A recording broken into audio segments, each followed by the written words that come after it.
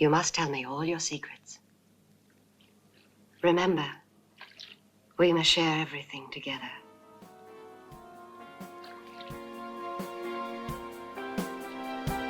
Everything.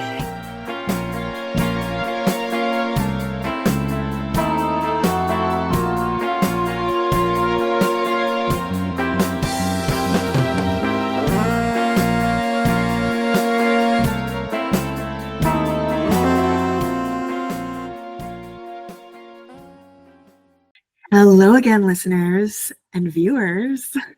This is Annie Rose Malameth, and you are listening/watching Girls, Guts, and Giallo. This is my first time ever doing a video recording after 5 years of doing the podcast.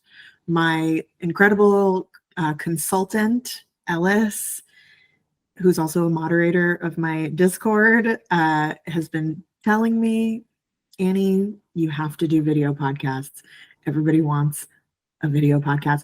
But I'm also kind of like reticent to do it because I don't think I can monetize this on YouTube because of obscenity. So I we'll just do it for the love of the game and hope we get some more viewers and listeners. But I'm here today with a YouTuber, a horror YouTuber, Darby Valentine. Hi, Darby. Hi. Thanks so much for coming on and wearing your Nekromantik shirt. Yes, it felt very appropriate. Yeah, it's perfect. So before we get into it, we're obviously, if you couldn't guess already, we're talking about Nekromantik, of course. So Darby, before we get into it, can you tell the listeners a little bit about who you are and what you do? And also excuse me because I might be drinking a Celsius because I need them to live at this point. Yeah. I'm Darby Valentine. I am the internet's least favorite death-obsessed weird girl necrophilia aficionado. I make videos on the internet, talk about the grossest, most disgusting, darkest, weirdest, off-putting subjects you can kind of find any information on completely as a whole. And I put my makeup on TikTok, so, maybe you've seen me from there. Oh my God, I want to watch that. I didn't know. Yeah, weirdly enough, I'm like, I hate short form content. I can't put effort into it, so I was like, oh, I'll just put my makeup on. Weirdly, people are watching that stuff there, so I'm like, oh, you guys don't even know I, like, pretend to have sex with corpses elsewhere on the internet. That's funny. So I love that you pretend to have sex with corpses on the internet.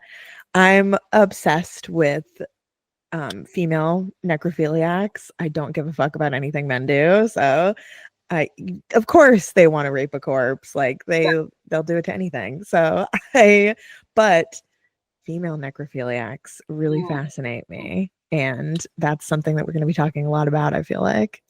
100%. Shout out Karen Greenlee. Exactly. I was like, what is her name? So I'm so glad that you remembered. Always. Yes. So Nekromantik, Darby, when was the first time you saw this film and what did you, because you picked this for us to talk about. So when did you see it and what did you feel about it when you saw it? I was either 13 or 14. Yeah, epic. Yeah, right. As any 13 or 14-year-old child with unlimited internet access, I was Googling worst movie ever made, grossest movie ever made. And I kept seeing Nekromantik come up. And then I eventually had to watch it on such a bootleg website. And I was so horrified and obsessed with it that I also watched this and thought it was a real film because I'm stupid and 13. And I think I literally found out about it because of like Best Gore, because I used to watch documentaries on there. And I watched this thing and I thought it was real, and I'm like literally watching it like this. And then it's just something that's stuck in the back of my head for years.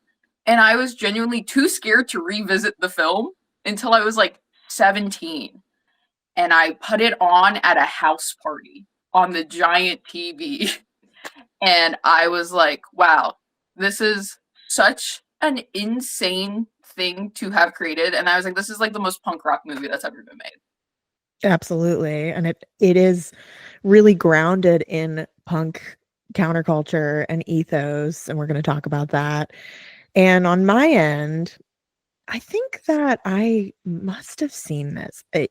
It's one of these things where it's like been so part of my knowledge of extreme film for so long. I don't really remember when the first time I saw it, but but I've certainly been aware of it since I was like 13, 14.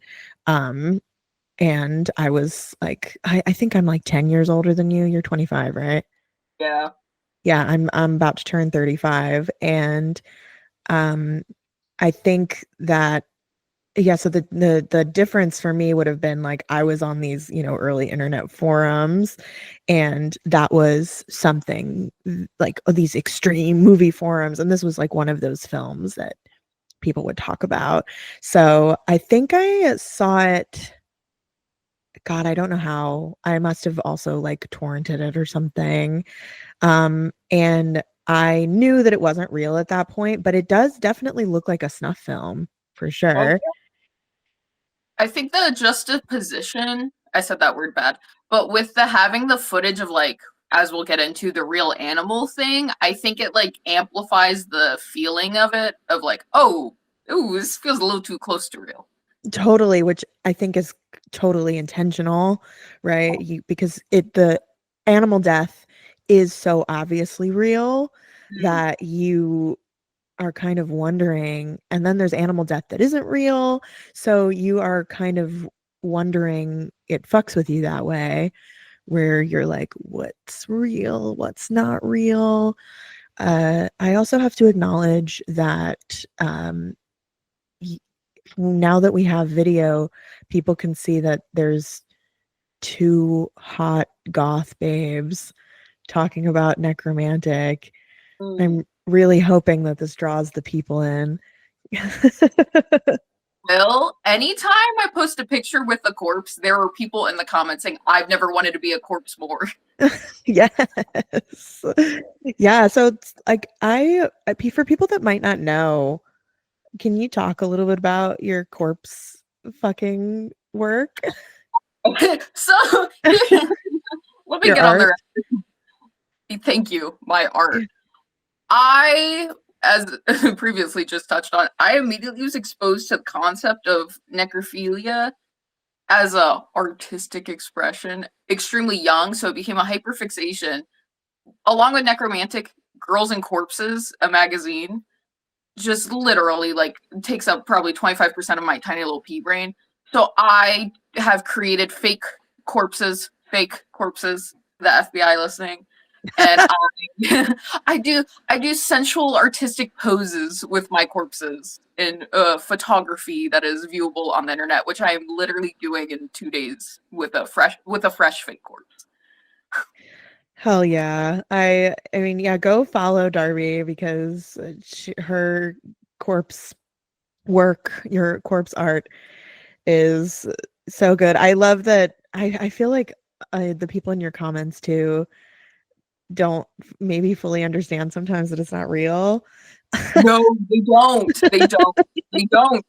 Yeah, it's really funny because it's like I'm obviously not a necrophile, but I love to be like, what am I? Like, But am I? Yeah.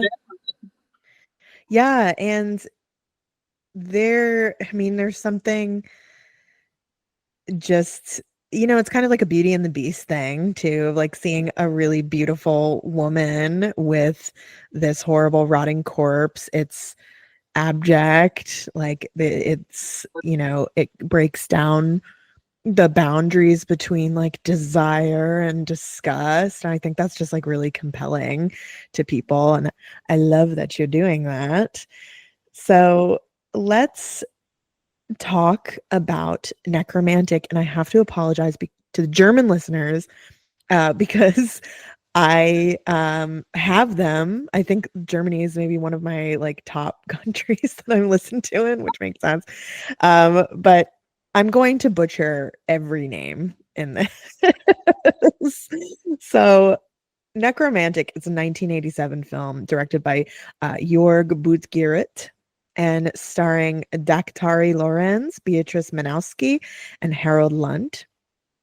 So I wanted to talk a little bit about Jorg Butgerit's background. He was born in 1963, which notably is the year following this manifesto called the Oberhausen Manifesto, which was this manifesto written by a group of 26 young West German filmmakers at the International Short Film Festival Oberhausen in North Rhine-Westphalia in 1962. The manifesto was a call to arms to establish a new West German feature film. They demanded a new German feature film predicated upon new freedoms, liberated from the influence of commercial partners and the control of special interest groups. So this is the kind of cinematic landscape that Butgerit is born into. He received his first Super 8 camera as his first Holy Communion present, and which is amazing. And he made his first film. So he kind of grew up making these like short, transgressive Super 8 films. And he made his first film in 1977 as West Germany was veering to the political right. And various, the left wing wasn't much better in terms of transgressive art. Because they were very like radical feminists, like very like anti-pornography feminist, anti-establishment. Terrorist groups such as the Red Army faction and the Baader Meinhof group came to the cultural and political fore. So this is kind of the conditions that are percolating to make punk cinema in Germany what it becomes outside of the left and right paradigms. Okay. There's this chapter in a book called, why didn't I write this down? Hold on one second. No, yes, so real. Like what? Oh, okay. It's called Alternative Europe and Eurotrash and Exploitation Cinema since 1945. And there is a chapter called Jorg Butgerit's Nekromantics, Things to Do in Germany with the Dead by Linny Blake. And I use this chapter a lot in the notes. So Linny Blake says, in the face of ideological divisions at the heart of West German society and the evolution of Klug's young German cinema into the distinctively historically engaged new German cinema, it is notable that Butgerit's early film career ranged across genres. These ranged from parody monster and superhero shorts to mock rockumentaries set in the West Berlin punk scene. However, it is still possible to trace a culturally engaged thematic continuity across these early works that is of great relevance to German cinema of the period in general and the necromantic movies in particular. So basically what Linny Blake is saying is that there is a thread from these early films to necromantic. So in 1981, Butgerit shot the 6-minute short Mein Papi, which is a cinema verite work that ridiculed his elderly father. The film was screened in clubs, mostly as a back projection to the live performances by the noise band Einstein Neubauten, which, I'm a big fan of. And Butgerit was paid in vodka. So so real. I know what I wouldn't give to be there. He said the real payment was the satisfaction of audiences laughing at his father behind his back. So thus we begin this kind of punk tradition of the mockery of the father as the legitimate familial embodiment of totalitarian authority and law. Oh, fuck it. I eat that shit up. Right, exactly. Yeah. Fuck the family. I also hate my father and love corpses. So true, King. Like, he's so real for that. Yeah. Following year, he makes this short film called Bloody Excesses in the Leader's Bunker, which is a 6-minute Super 8 short film. It's set in the final days of the Reich. He used actual concentration camp footage, which was controversial even in the German punk scene. So even within the punk scene, they were like, I don't know about that, a little too far. I personally think that it is really politically compelling. They don't want to look at what that's real. That's what you guys did. Like, hate Exactly. to be that. That's the hands of the actions of your fathers and your father's father. And you need to look at you did that, and you don't want to look at it because it's bad. But like, you did it. So no, put that shit in there. Make them watch it. Right. Exactly. Yeah. And that's kind of a theme in all of his work.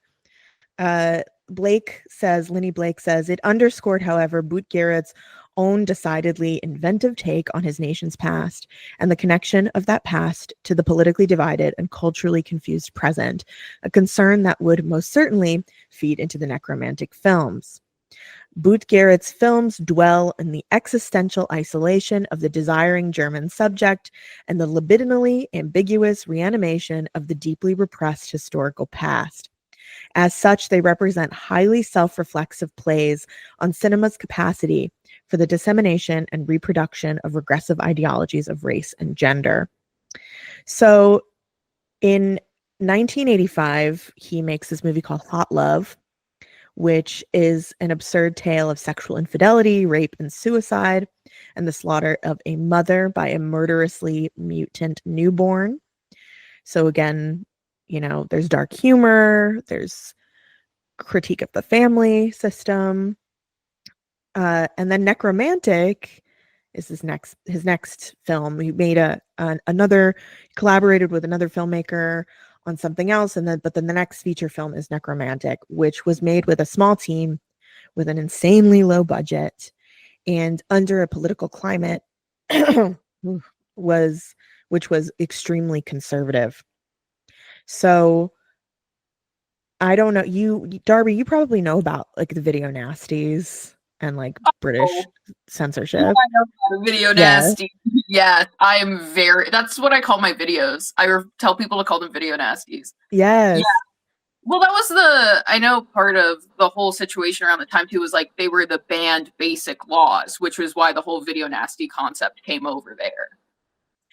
So Germany, it was like very similar situation, like heavy censorship. And all horror films, both on videos and in theaters, were heavily cut. Numerous classics of the genre like Texas Chainsaw Massacre and Evil Dead were banned outright on video. And Boot-Garrett refused to submit Nekromantik to the agency responsible for implementing the code of Freiwillig Selbstkontroll, or voluntary self-control, under which directors were supposed to work. Boot-Garrett released the movie directly to cinemas for screening to those over the age of 18. And nothing much in the way of reprisals ensued, either from the radical left, known for its attacks on cinemas screening films they considered sexist or pornographic, or from the authorities. But in 1992, following the scandal surrounding Nekromantik 2, which Darby and I are going to talk about for a bonus episode, would sale of the film by mail order be briefly outlawed. The film was too arty for the horror crowd, and it passed without a great deal of notice at home until its enthusiastic reception in the US and elsewhere made it something of a cause célèbre. Nekromantik 2 was released following the fall of the Berlin Wall and the reunification of Germany. And it faced a considerably harder time of it being placed on the list of seized videos. So it couldn't be owned, watched, or shown legally in Germany. Orders were given without hearing or trial for its negatives, production-related and publicity materials to be destroyed. This was a move unprecedented in Germany since 1945, and it was echoed internationally, where the Nekromantik movies remain hard to access. You know, at the time of this book was written, but it's easier to see it now in 2025.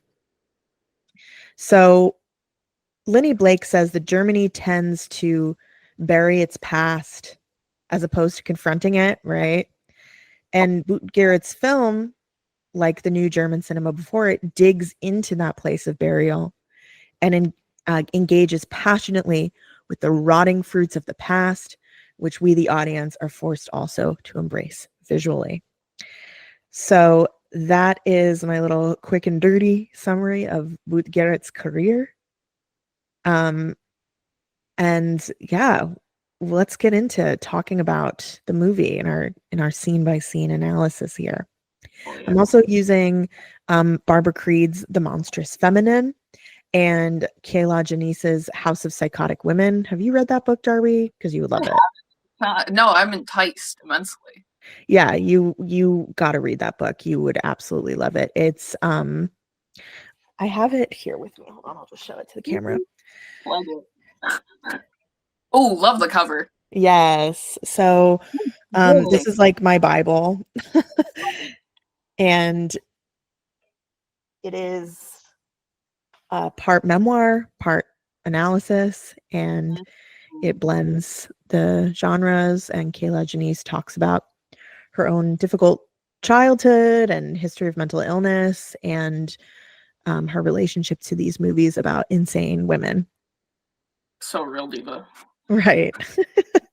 So I use that book a lot in my work. And then I'm also using Julia Kristeva's Powers of Horror from 1982. Yes. And where she defines the abject as that which does not respect borders, positions, rules, and disturbs identity, system, and order, and describes the place of the abject as the place where meaning collapses. Rob and Betty live almost entirely in this place, says Kayla Janice. So Rob and Betty, of course, are the corpse fuckers in Nekromantik. Yes. They saw you from across the graveyard and they liked your vibe. Right. They're so perfect together. So you know exactly what you're getting into when the film opens because there's a warning sign, right? Yes. And it's like handwritten and it says, do not show this to minors. Yeah. It's part of it seems like there's a part of it that seems like so intentional about how messy and whatever it is. And then part of it just seems like it's just real where he's like, ah, shit, like, don't show this to kids. Right. Like, it has a double thing where it's like, this could have been super, like, thought out and intentional. And also could have just been like, oh, crap, we have to do that. Right. But it could also be, there's such a long history of extreme films using, like, warnings, horror films using warnings as a way to entice people and market things. Going back to even like William Castle, the previews for the movie would be like, people are passing out in the theater. Herschel Gordon Lewis films, the warnings before those, so insane. Like the craziest things I've heard. Yeah, and and this is the thing with like banning movies, it just makes it more desirable. Like people just want to watch it more. So we open with a woman pulling her underwear down and pissing in the grass. And a man is telling her to hurry up. And they both hop in the car and get back on the road. And they're looking at a map together, struggling to figure out where to go. And they get into this gnarly car crash. So we open with piss. Why do you think we open with piss, Darby? I'll be so real. Germans love piss. They do. Period, point blank. But I think, again, it's immediately, we're making a nasty, extreme film. So let's just immediately warn you this is so disturbing. And then, just immediately, like, what's going to give you a reaction? Because I feel like, especially with certain time periods, I think that will give someone more of a reaction than seeing someone cut open with a knife at times. Like, you could piss, all of that stuff will just immediately put someone in a state, and especially like certain people clutching their pearls, like, oh my god, because people objection of the whole like that's filthy and disgusting. It's like, girl, you did that before you walked into the movie theater. Yeah, and it's also telling us like there's going to be a lot of fluids in this movie. We're not lying to you. This movie's nasty. Right. So always a man telling you to hurry up and crash the car. Right, literally. Let her pee. And then we get the title of the film, Nekromantik.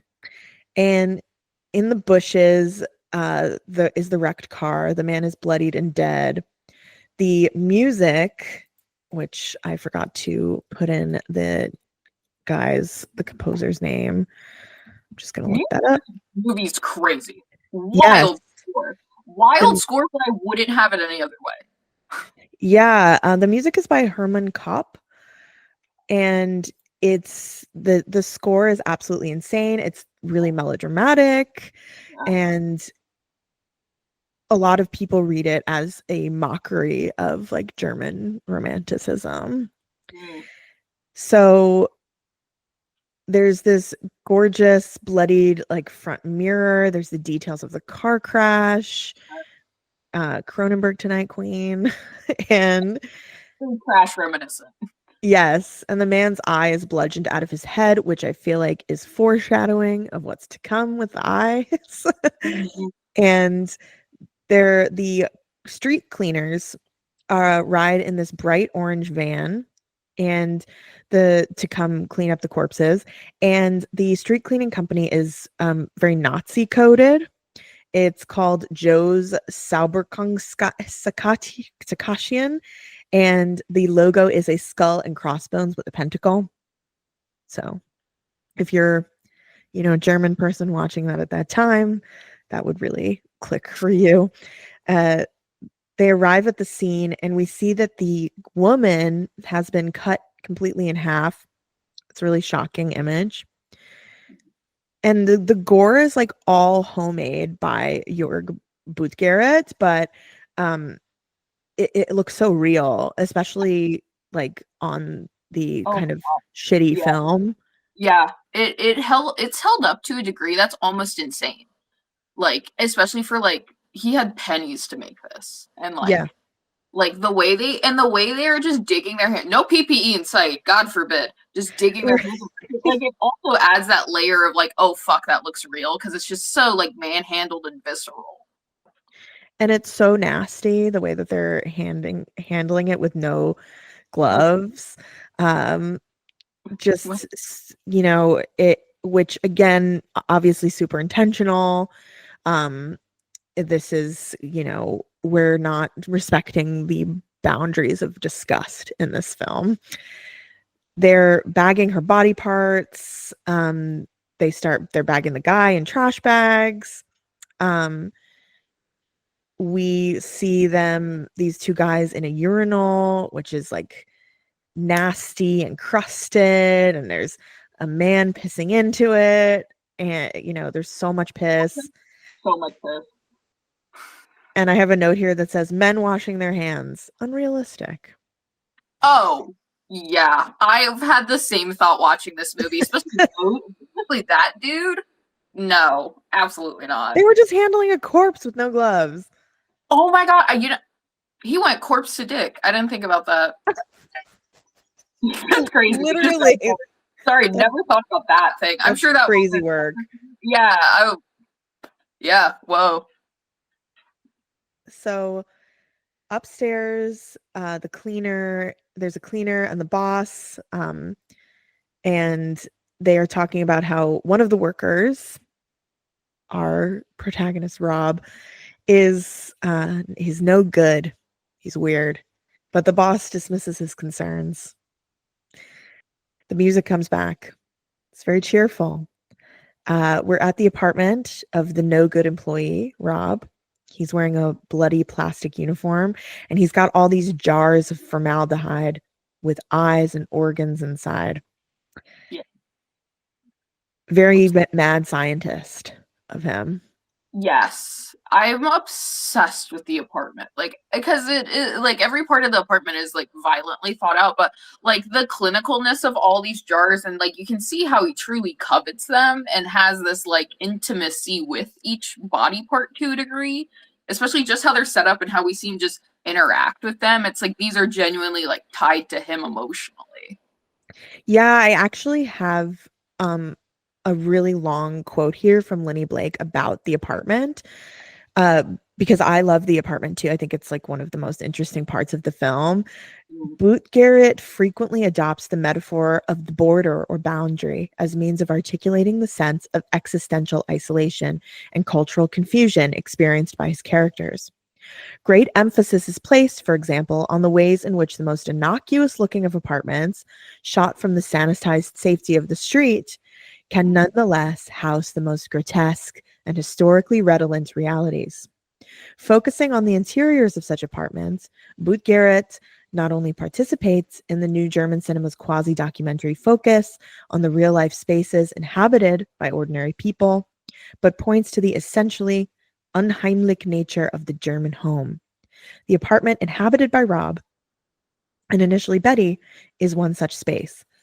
Their bed, for example, is swathed in chicken wire, becoming a highly culturally resonant space of physical, emotional, and historical entrapment. Here, erotic shenanigans with the bony corpse inescapably evoke the cadaverous figures staring out from behind the concentration camp. Yeah, so it's very intentionally, kind of this boring, nondescript apartment that is just covered in bizarre Weird trappings. Yeah. So also got to mention that the jars of specimens, right? It's like very mad scientist like. Yeah. And that is another reason a movie like this would have been controversial, which I talked about a lot in my Eyes Without a Face episode with Misha Malnata, our lovely friend. And that automatically recalls like evil Nazi doctors. So that's really any theme like that would be heavily censored because you can't talk about what people actually did, of course. We would hate Reanimator. Another wonderful film. So he's opening a fresh specimen jar and he puts a fresh eyeball inside and he pulls out a heart that he gathered from the crime scene. And the body parts are made of pig parts, right? I know a chunk of them are from pig parts. I don't know explicitly which ones and how much, but I at one point found some like really obscure thing with Jordan where he talked about he like got a lot of it was like animal chunks and majority pig parts. Which that makes sense because I feel like pig parts are used a lot in films. Like obviously I'm thinking about Carrie and the pig's blood. I don't know, actually haven't done the research on that if it's actual pig's blood, but I wouldn't be surprised if it is because pig parts look a lot like human parts. Yeah. And so his girlfriend enters, Betty. We love her. She's icon, and she's looking cute in her little stripe outfit. Which I will say, I never thought about it, but with how much like Holocaust imagery he does, I'm like, oh, Shoddy rolled up in stripes. I think it has to be intentional. It has to be. Knowing this little freak boy, like it has to be like on purpose. Yeah, absolutely. I love the next scene where she's in the bath. With sunglasses on? Yeah, with sunglasses on, and she's bathing in blood, basically. Yeah. And she's having the time of her life. Yeah. No, yeah. It's crazy. And we hear in the background this voice of a man talking about the systemic desensitization of children to violence as she's playing with blood. And the guy is also talking about how people can be cured with shock therapy. We see that, the camera moves and we see that Rob is in the bedroom in their crazy bed that is, got chicken wire and human bones and everything. Yeah. Very Texas Chainsaw Massacre. Rob is watching this program with a psychiatrist talking about how phobic individuals can become desensitized to the object of their fear. So this is actually a direct reference to video nasties, because that was a really popular talking point for pro censorship crowd at that point, where psychiatrists were warning that children would be desensitized to violence and then become violent themselves. I can't remember exactly who it was, but someone who was in charge of creating the whole video nasty things, direct quote from him was that it can even affect dogs in your home viewing these films and cause them to be violent. Like, that was directly what they said on the case of video nasty. And this dude meant it with his chest. It's just like one of the most insane things I heard, because it was a matter of fact at that time too. It was like, yes, your dog's going to become violent too if he watches Evil Dead. And that is still something that people think. Like, I see this all the time on Twitter. I refuse to call it X. And that is something that even people who consider themselves leftists think is true. Yeah, it's the whole violent people, and it's like, that's not true.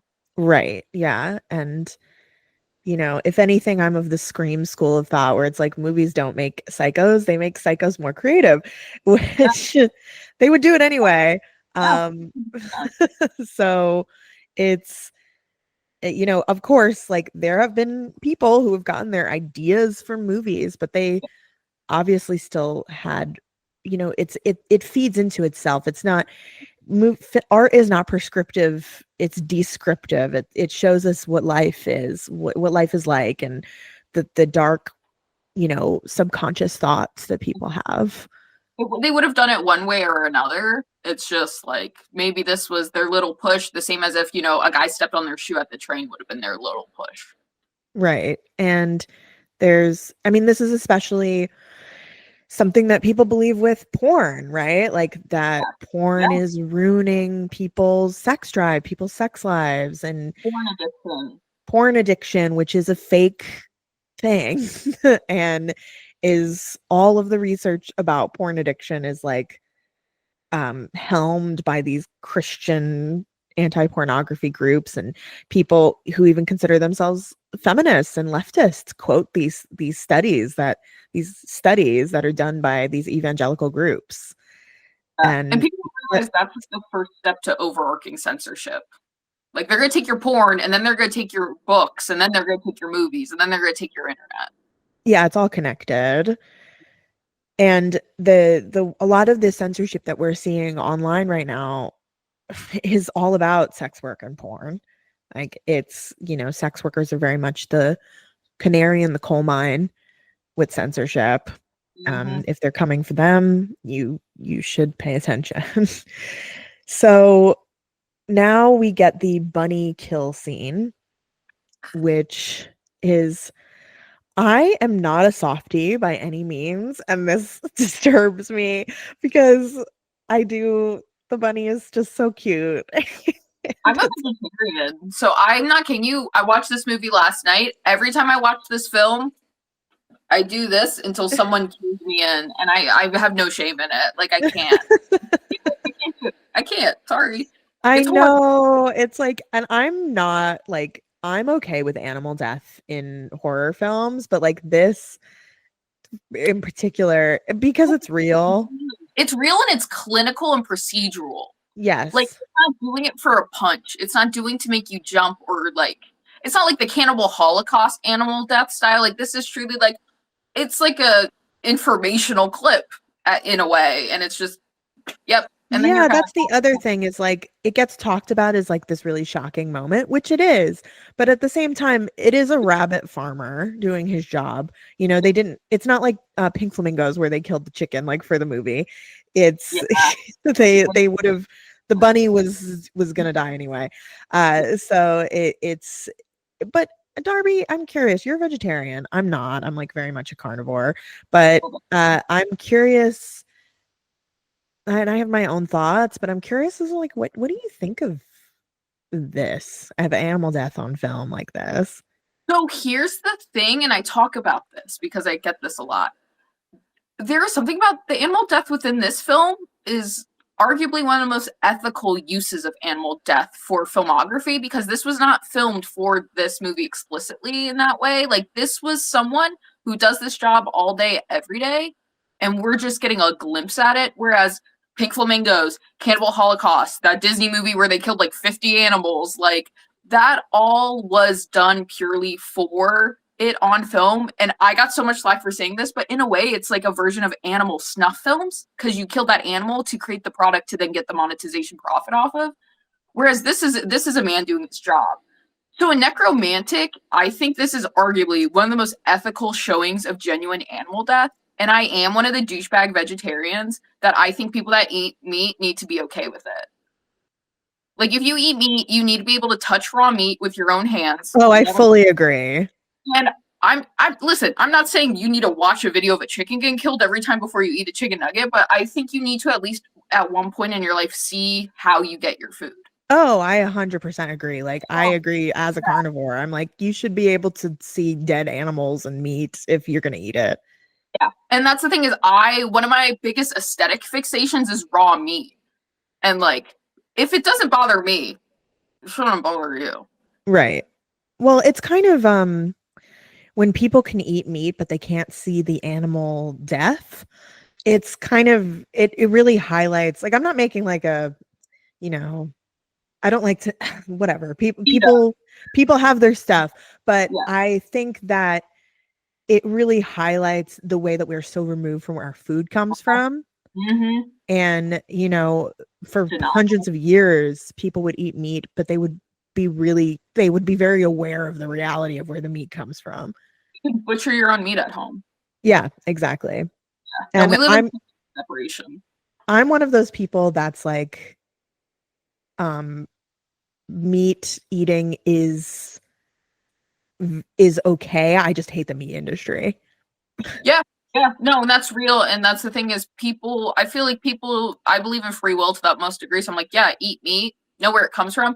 And I'm sorry, it's also like a classist thing to shame people into the idea of they can't eat meat, or you can only seek out your own ethical meat, because people just can't afford that. Like, straight up. Like, it's like, it is classist to be like. Absolutely. People live in food deserts. Yeah, literally. No, I know someone who had scurvy because they were in a food desert. Like, it's a real thing. Yeah. Yeah. And but the meat industry, like every other industry under capitalism, is disgusting. So we see this corpse laid out on a table, and Rob is giving the corpse an autopsy, and that is intercut with the bunny being skinned. And the autopsy and the bunny skinning is combined together, and that happens a couple times in the movie. What do you think of that? What do you think that means? I once again think this is because again, a lot of this is just the general feeling of how people are being treated, and especially with the whole Holocaust implications, and earlier with how they're so haphazard with people's cadavers that were killed. It's like, people are animals, people are meat. You are not you're not real. Like, you are just another speck in the dust. And it's the like juxtaposition of like, yeah, this animal's getting slaughtered for whatever. This person, in a way, is being like treated in a similar fashion. Like, we're all disgusting animals, and like, your life is meaningless in a way. But it's also like, it's that, but shoving it into people's faces in a way to be like, what's the difference? Totally. Yeah. Yeah. And it's yeah, like, we're just meat, like the bunny. Yeah.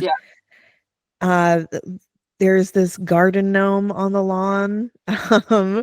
There's this movie is actually quite funny, and Jorg Boot-Garrett considers it a comedy. Yeah, and there's this scene especially. There's this like very patriotic music. There's German men with guns and beer, and there's this tall blonde guy who goes into his garden and starts collecting apples. And there's another man there with a gun, vibing, drinking beer. And here is what Linny Blake says about this scene. Basically, like, he's shooting at, birds, right? And he accidentally shoots the apple picker, and it kills him. And Linny Blake says the perpetrator of the crime was a beer-guzzling, oompa-listening fat man, remarkably visually similar to Booth Garrett's own father of Mein Puppy, and extremely reminiscent of the kinds of characters depicted in the Heimat films of the 1950s, West Germany's most popular post-war genre.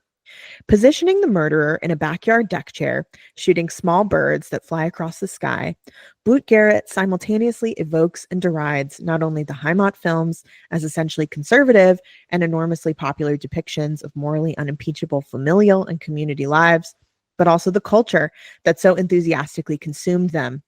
As Boot Garrett makes clear, then, it is neither Rob nor Betty who has transformed the young apple picker into a corpse. This has been accomplished by an ostensibly morally upstanding member of society who subsequently disappears from view, unpunished for his crimes. So extremely politically resonant. Yes. And then that guy, and also, I mean, I feel like it would be remiss of me not to mention, as a fat person, that like depictions of fat people as like decadent and like morally corrupt is definitely like a historical reality. And that, you know, many films do that.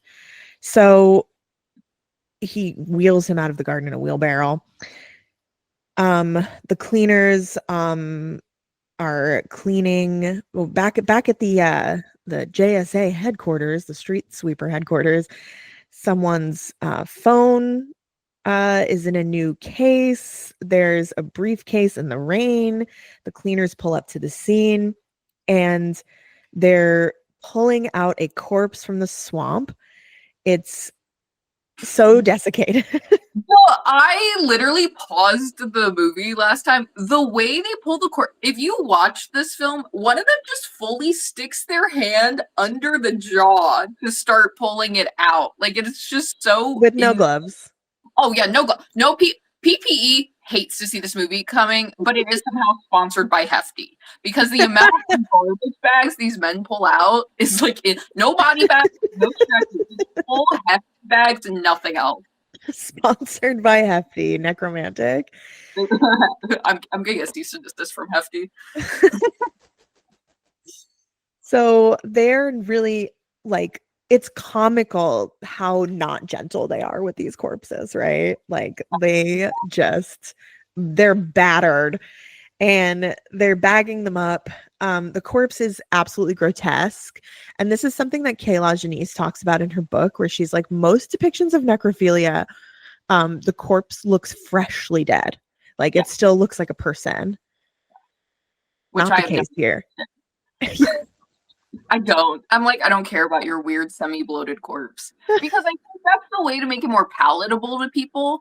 Because also a lot of people can't actually see human flesh decay and rot comfortably. Because it brings them too much. Again, it's too much of a looking into the face of reality.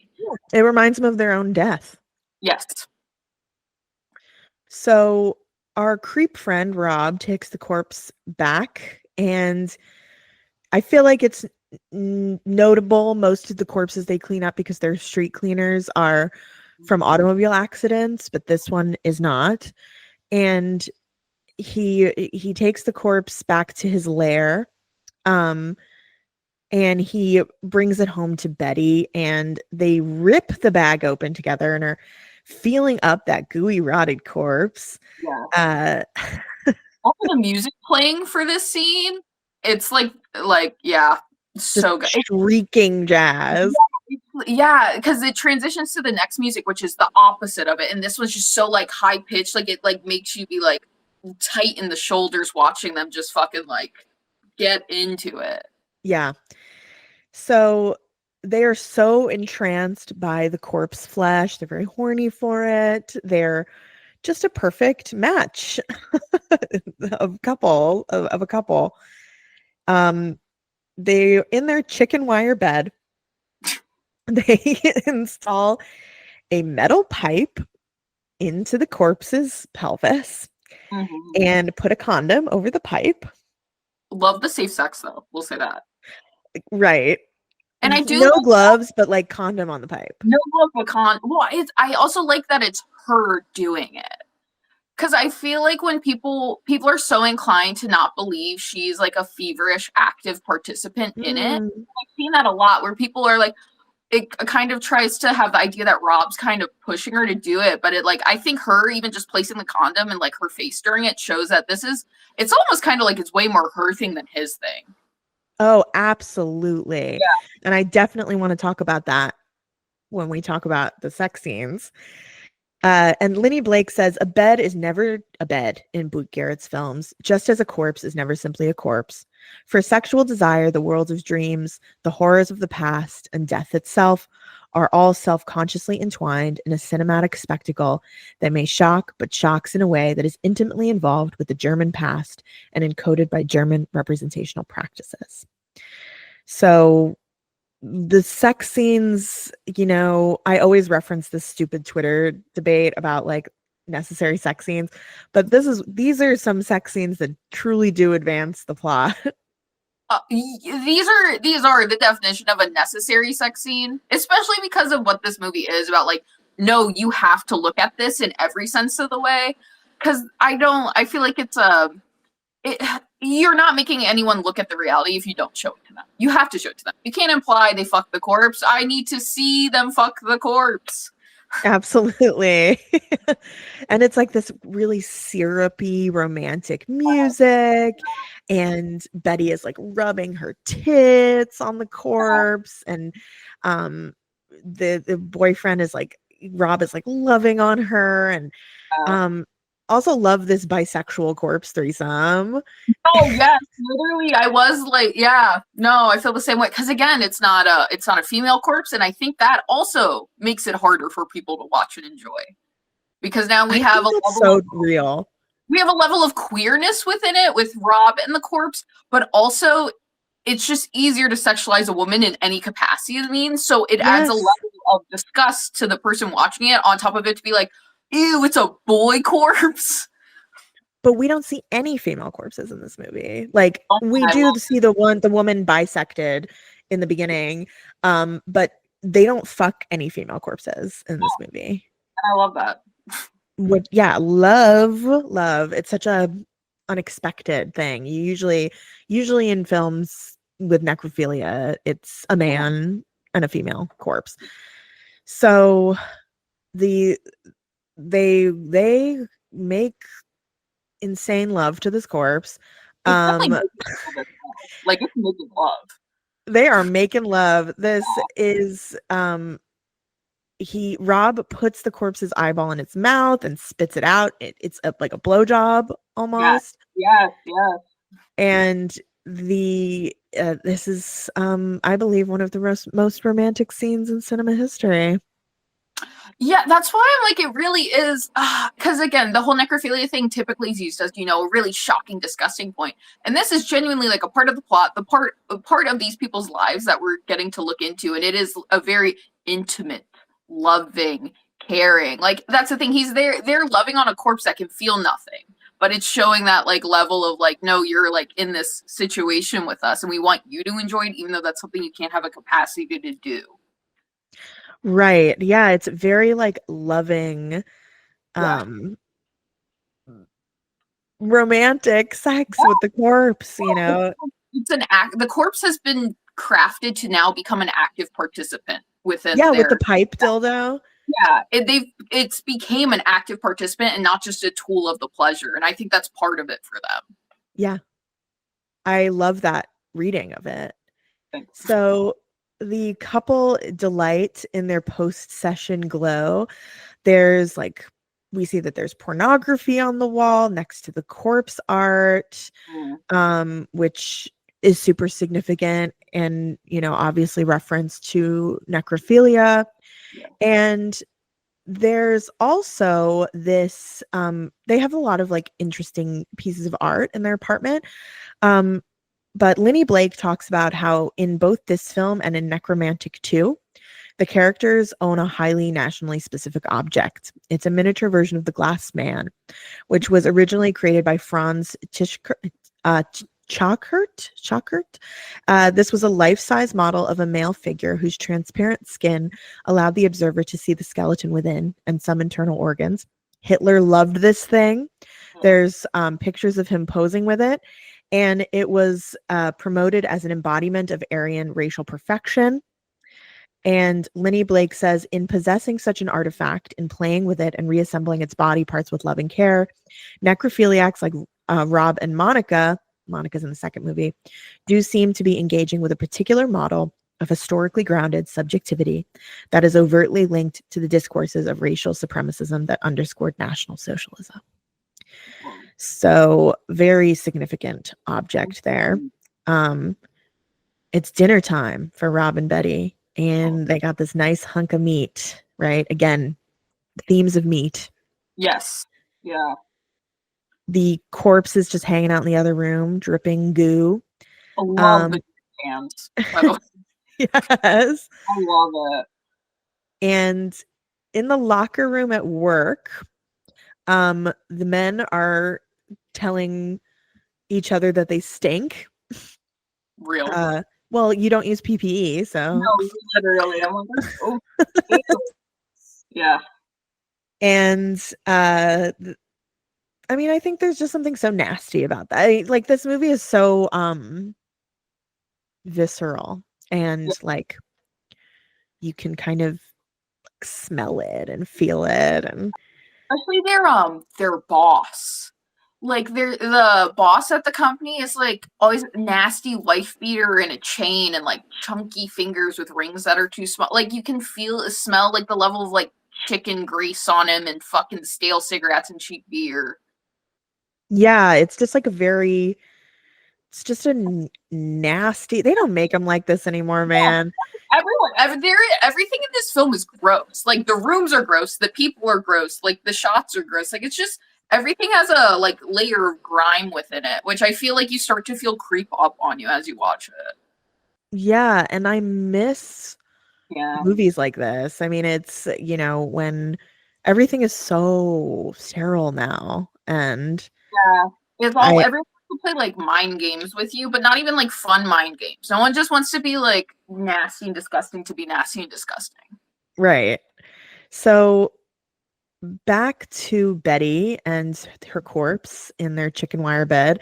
She's reading poetry to the corpse. I wasn't able to find what the poem is that she's reading, but I have to imagine it has some significance.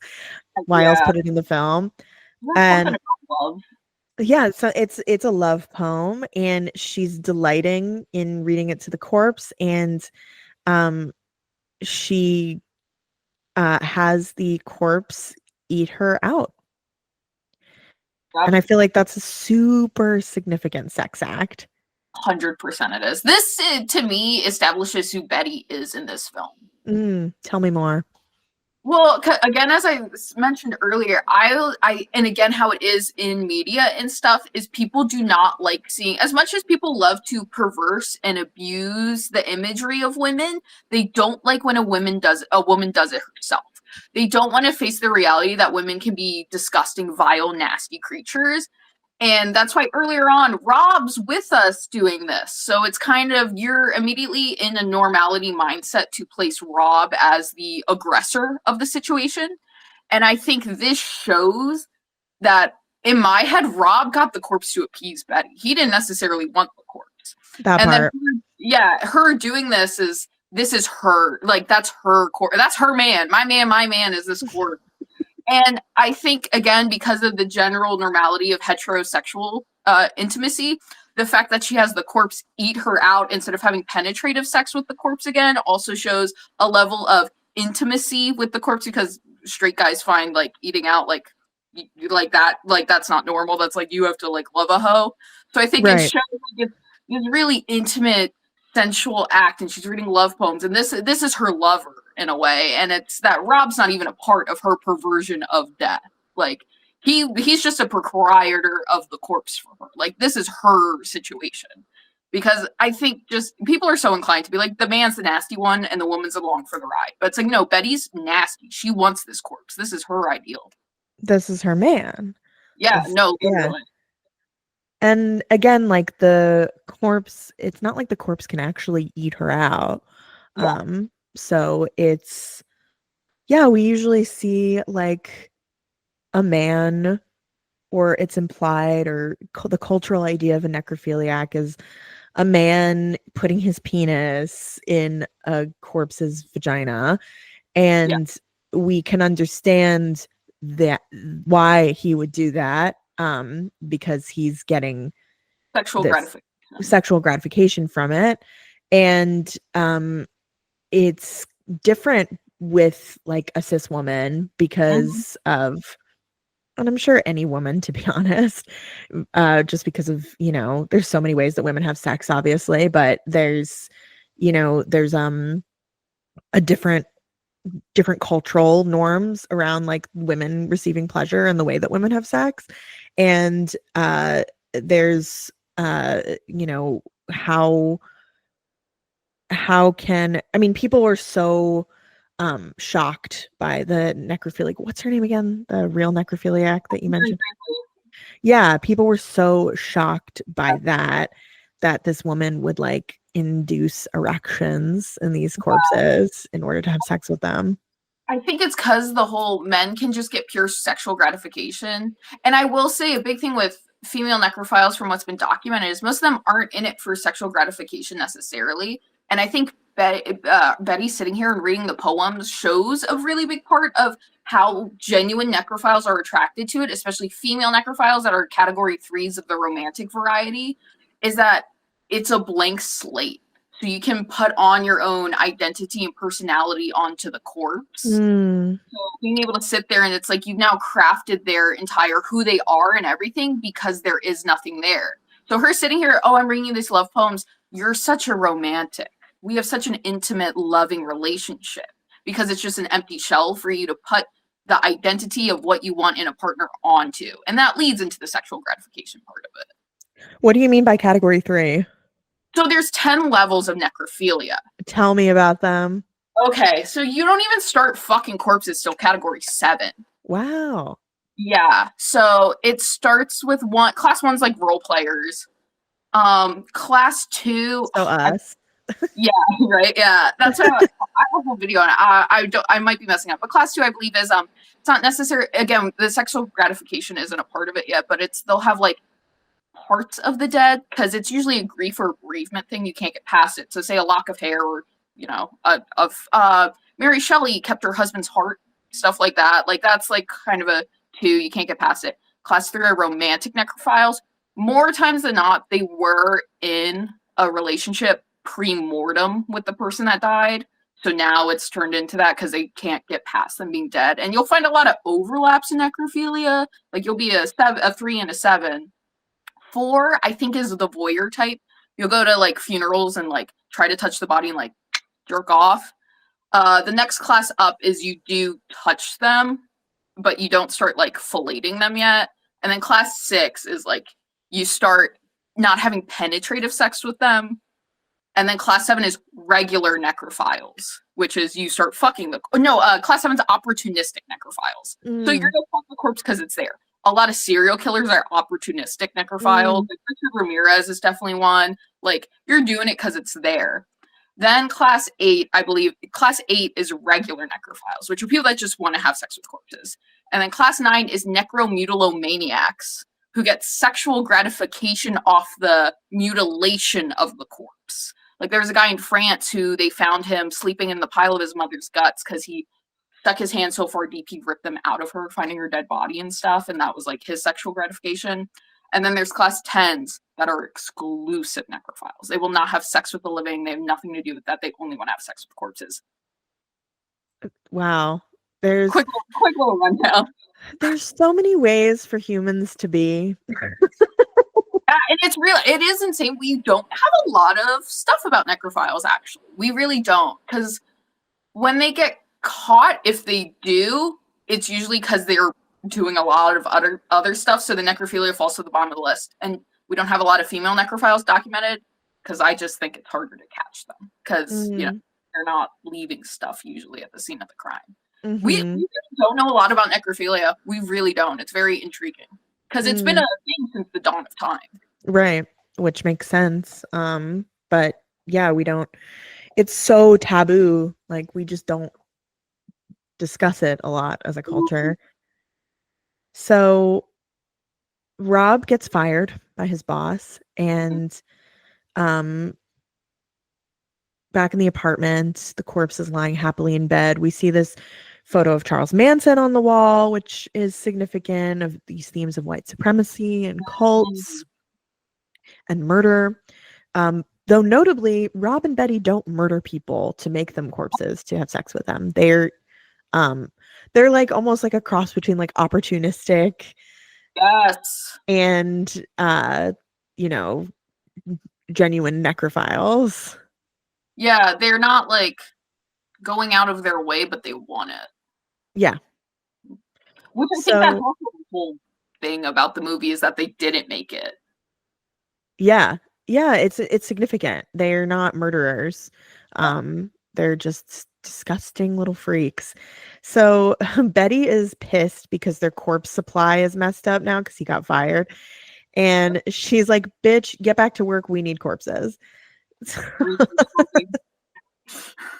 So after he loses his job, Betty leaves Rob, and she leaves him a note saying that that's his last gift to her was that corpse, and she takes the corpse with her.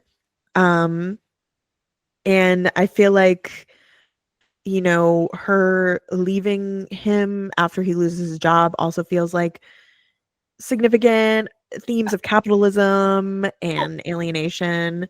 Yeah, during when he tells her that, like, I lost my job, she literally says, like, if I find a man with money, I won't be around here. Yeah. And then she starts, like, also I was like, this poor corpse. She's like, do you look at the state of him? Like, we can't keep him around like that. Like, he's not giving anymore.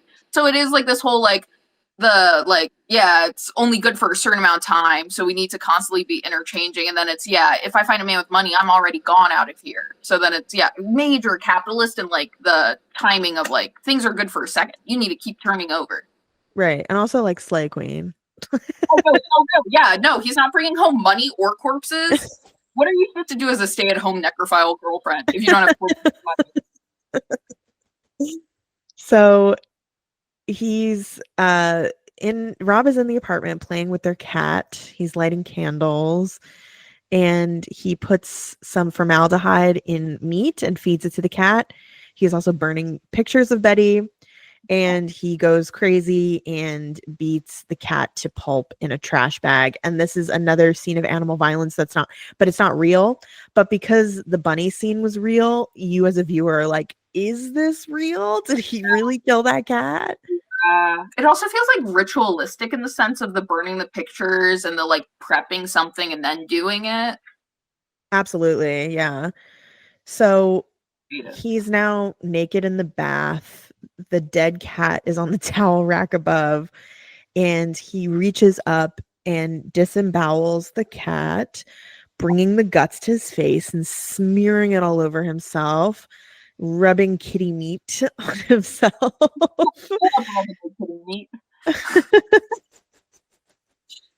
Not to, like, psychoanalyze it, but earlier please. We see Betty already in the bath full of blood. Like, that's her existence. We don't see how the blood's there. She's just bathing in blood. And this, we see Rob create the blood water. So it's almost, my whole thing in this movie is I'm kind of like, I think Betty's the one who got him on this wave. Like, she's the reason all of this happens, and he's just like, so, like, yes, dear, anything, and has now made it his sense of identity, where it almost seems like he has to force it into creation. Isn't that just the way? Yeah. Oh my God. Every ex I've ever had whose new personality is like a diet version of mine. No, I feel like it's almost like in that way of, like, Betty exists in that realm, and we see him like, no, I must be this and create this. Yeah, that makes complete sense. So Rob is at the movies. There's now a movie within a movie. This movie is called Hute Vera. What the hell does that mean? Let's look it up. Actually, I've never thought about it. Yeah. I also love when a movie has a movie in it. Right. I'm like, double movie, why not? Hute is German for today. Okay. Vera's girl? No, I'm crazy. I was in Berlin for 2 days and I'm like, I speak German. Yeah, so German means today. It could also be just the name Vera. Ooh, I like that idea that it's like today this girl because of what the context of the film is. I think that that's got to be what it is. I like that for what the fake film is, because then it's that whole like, today it's you, girl. Tomorrow it's Betty. Yes, yeah. And so Rob is at the movies. He's seeing this slasher called Hute Vera, and in the movie there's this sexy blonde woman getting chased and attacked. She sees a corpse in a bathtub. Yeah. And the killer corners her and runs a knife very sexually up her body. He's got her tied up. He's stuffing the knife in her mouth. He's ripping her shirt open and running it all over her body. And you know, as a nasty pervert, I'm like, okay, sexy. But what do you think about this movie within the movie? I like how they did, because also, so we're seeing the clips in the movie and then we're cutting back to the crowd. And if you look at the crowd, a lot of it's couple. And it's these couples like, ooh, on each other while we're seeing this intense psychosexual violence on film.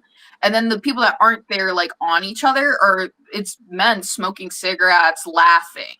And I think once again, it's showing this level and state of that the general public, especially with how this is banned film and all this shit, is like the general public eats this shit up on a platter. They want psychosexual violence. That's how all these people are, and they have to pretend they're not. So this like seedy late night screening, seeing people literally like snuggle with each other, watching a woman be attacked, like kind of viciously to a degree on film, and you know it's turning them on, it's making them laugh. They're fucking looking at their porn. Yes, exactly. So I think it's a really great way to like show just like it's Rob relishing in the like just horridness of like, okay, cool, I just did like all this violence and we don't have a corpse around, so now I'm fiending for some sort of sexual violence in a way. Yeah, and it's, you know, can also be a critique of misogyny. And it, you know, showing how people are so desensitized to misogynist violence. And it's just a really like interesting movie within a movie scene. He leaves the movie theater, we hear screaming. He's drinking in bed. He's got no girl. He's got no corpse. He's got his human bone chandelier, very Ed Gein of him. And he takes a handful of pills and downs them in whiskey. So this is in between the movie and the dream sequence. And the dream. It's the because it's right after the dream sequence. So the girl brings him a box with the corpse head in it, and they're throwing the organs around, and he wakes up. And then Rob goes to hire a sex worker, and he brings the sex worker out to the cemetery in the fog, and he starts strangling her after he can't get hard. And he strangles her and kills her and then fucks her corpse. And it is a very gothic scene with fog and lighting, and he wakes up next to the corpse in this old cemetery, and a man comes upon the scene and he cuts his head off with a shovel. So I feel like this scene, I'm glad that you brought this up, because I feel like this scene is super significant in the way that sex work is represented in horror. And, you know, sex workers are always portrayed as like as good as dead or dead. They're disposable. They're not person. Yeah. And I feel like this has got to be a metaphor for capitalism and the exchange of women's bodies and the way that women are treated like meat. And especially after the fake movie in the movie. Exactly, especially after the fake movie. And it also is like kind of you know, a parody of the way that the video nasty proponents would think that movies influence real life actions. 100%. I watched this movie, now I'm doing it in a way. Exactly. So that's my and then the gore where he cuts the guy's head in half is really good. Oh my god, I'm obsessed with it. It is like, again, and that's why I'm like, this is a comedy. Like because I could like play it in my head perfect, because then there's like this hand doing this, and it's literally just like a spurts of blood coming off of a half cut off head Yes. of the only like witness to his depravity. Yeah, exactly. So what do you think of that scene? Well, I once again, I think it hammers home that like this isn't really Rob's thing, but he's making it his thing with the whole, like, he takes her there and is like, okay, like, we're gonna have sex in a cemetery, like, this is what I do, this is who I am, when it is, and it's a false sense of identity because he can't get hard, and she's like, dude, are you serious? And he immediately is just like being confronted once again with like, this isn't who you are, and you're like trying too hard, bro. So he, as they do in all movies, take it out on an innocent random woman, and the fact that he like chokes her, starts getting off onto that, I think is like, it's like the, especially because now we're going to see what happens after this, I think it's like the progression of his actual identity in a way of like acceptance of it, of like doing it, and then like immediately falling asleep too right after. Like it was almost like a sense of relief to be able to accomplish it to him. Yeah, and also like Rob and Betty as a couple don't kill to make corpses, but Rob alone does. Yes, which is a whole, yeah, that's a whole other layer to it too. Yeah, it's the first, and it's the I forgot about this scene, so we were wrong. There is a female corpse in this that gets but there's raped. almost something different about it because he does kill her. It's no longer product, it's process. Yeah. I think now, yeah, it like changes Rob in the movie, because it's like you're no longer just like a nasty little freak, like you're now like you're a man of violence and danger and a man of your own making at this point. Yeah, it really like transforms him in this way into like a vehicle for violent misogyny. Yeah, and I think it was almost like the turning point of him being able to kill himself in a way. Definitely, you could tell he's one of those guys. Like, you could tell he's one of those guys that loves to stir in his own misery. Especially with how when he tells Betty he lost his job and he's just sitting there and she's like, why don't you try? Which, ladies, am I right? Like, literally, why don't you try? You're a fucking loser. Like, it's like telling him, like, you are a loser. Like, genuinely, and like, it's her way of being like, fucking kill yourself. And I think almost when he's in the bath and he's submerged and he's like, almost drowning himself but doesn't, and then he's like, no, okay, I'm gonna disembowel this cat. It's like finding ways to push himself to do it, and I think him taking her life might have been the justification for him to be like, oh, I can finally kill myself. Yeah, I see that I feel like that it's all really connected. And then of course he does kill himself and has the craziest orgasm of his life. Sex and death, and the classic combination. Now we get the first dream sequence, which I love this. You know, is it Rob is waking up in a bag? With his face is half corpse, and great. It's like rotted. Yeah, great makeup. And girl brings him a box with a full corpse head in it. And they start throwing some organs around. And Linny Blake says, surreal visions of death, desire, and love coalesce here in a strange dream logic that self-consciously questions not only the transparence of the cinematic medium, but also the certainties of rational discourse, specifically the discourse of history. So there's these dream sequences where he's seeing himself as the corpse. Very, psychoanalytically compelling to see himself as the object of the sexual fixation. Visualize the man you want to become. Wait, what'd you say? Visualize the man you want to become. Right. And I think that this is also more evidence for what you were saying of like Betty being the driving force, because it's the woman who brings the box with the corpse head in it. It's the woman who initiates, and it is the man who is the passive corpse object. Yes, he becomes back in a focal point of the woman once he becomes deceased. Mm-hmm. So Rob is sitting in a field looking at a caterpillar on his finger. It's this kind of like idyllic moment in this otherwise disgusting film. There's birds flying, there's beautiful blue skies. It's like a really big contrast. He's also making this metal crucifix. Kind of a crown of thorns in a way on his head. Yeah. And he's running through the field, overjoyed, kicking his feet, leaping jumps of joy. Literally when it's like 75 degrees out. And there's this like really happy music. It's like a very funny scene. It's like such a juxtaposition with the rest of the film. Which is, we're seeing the lowest point of what he's come to, and then he's like, woo, in the field. Yes.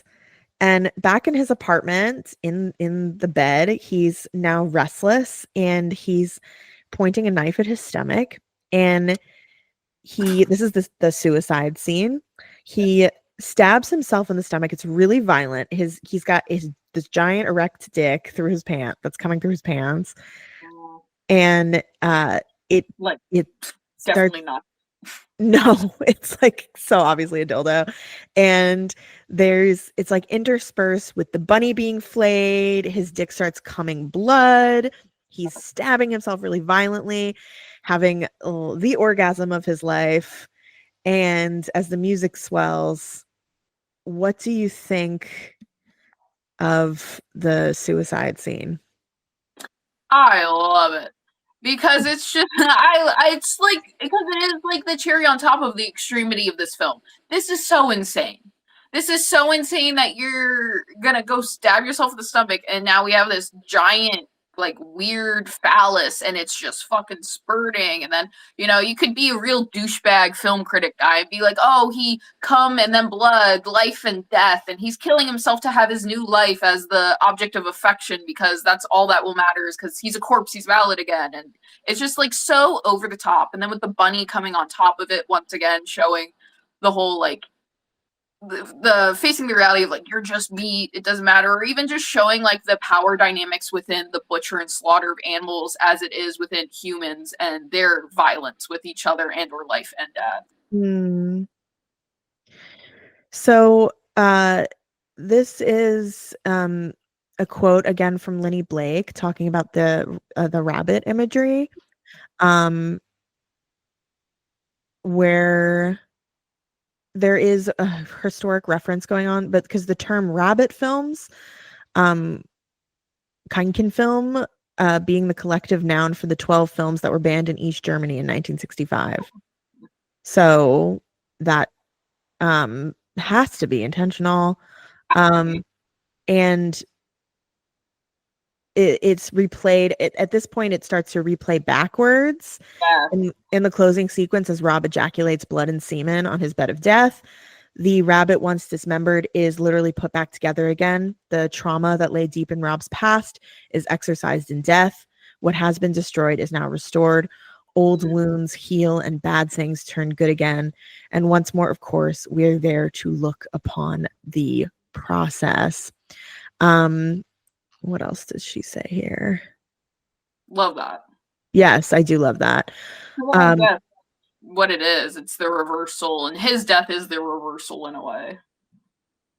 Yes, yeah, it absolutely. And Rob masturbates his memorably tumescent penis while slowly disemboweling himself, coming in an impressively colorful splatter of blood and semen, backmasked sound, and chiaroscuro lighting.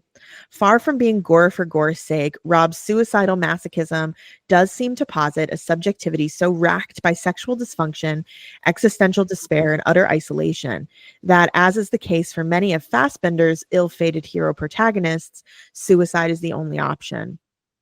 So self-destruction, alienation, isolation, and sexual miasma.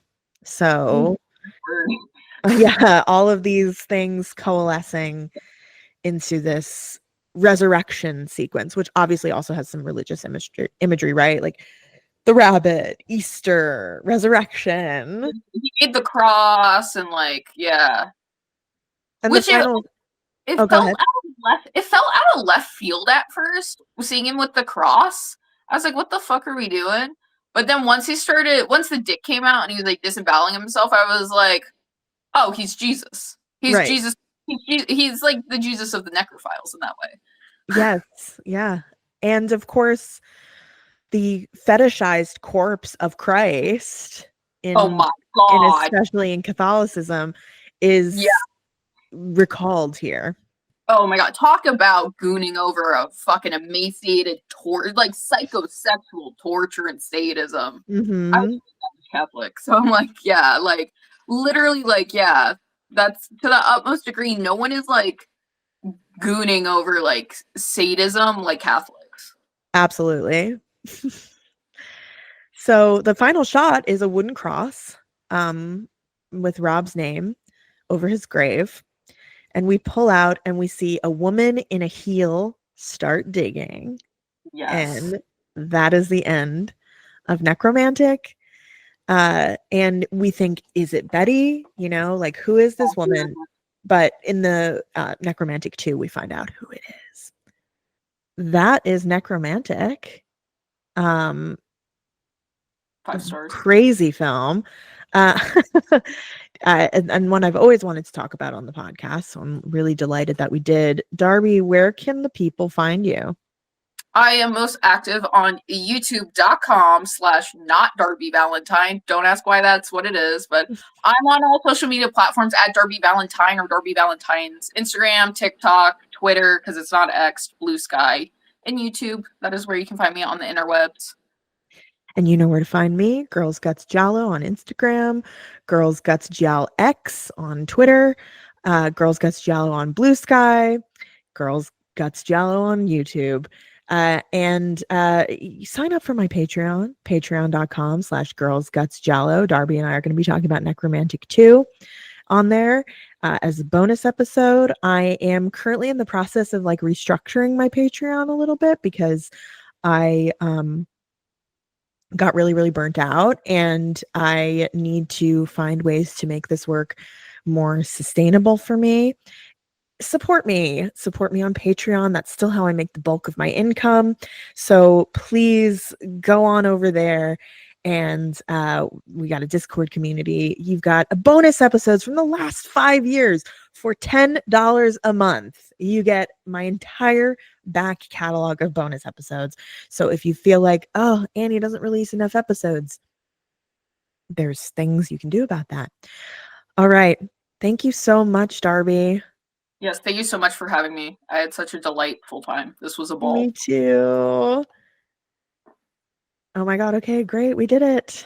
Yay. Go team.